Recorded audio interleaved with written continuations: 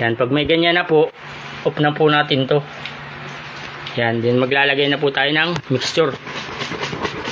So, shake lang natin.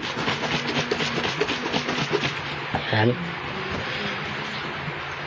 Then, lagay na po tayo sa chamber. So, paglalagay po ito, paikot. So, babasahin po natin yung spark plug.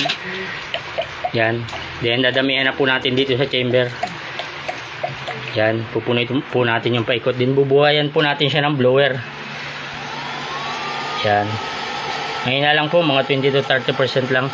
Then, pindutin na po natin itong ignition. So, ito po yung ignition niya. So, yan. Kung mapapansin nyo mga ka-under, one click po siya. So, pag may apoy na pong ganyan, ima-maximum na po natin itong blower. Yan.